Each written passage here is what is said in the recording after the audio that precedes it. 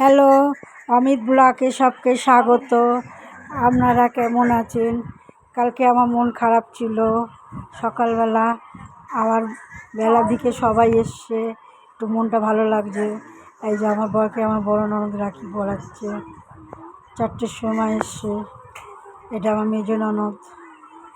আমার বরের অনেকগুলো বোন, আমারও মেয়ে নেই আর আমার ছেলের বোনও নেই, আমারও ভাই নেই। আমি রাখি বাঁধতে পারি না, আর আমার ছেলেকে রাখি বাঁধারও কেউ নেই। আছে ভাসুরের মেয়ে, আসলে পড়াবে। এই আমার ছোট ননদ, হ্যাঁ চলে আসবো। শ্বশুরবাড়ি গেছিল, তাড়াতাড়ি এসেছে রাখি পড়াবে বলে।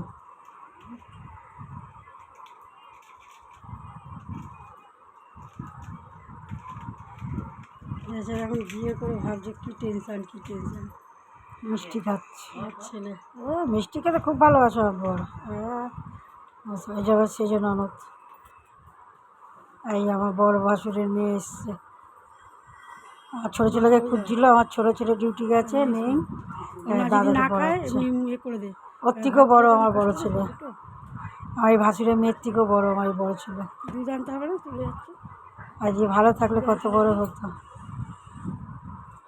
দেখুন আমার মাকে মারার জন্য এই যে মিষ্টি দিচ্ছে, এদিকে আমার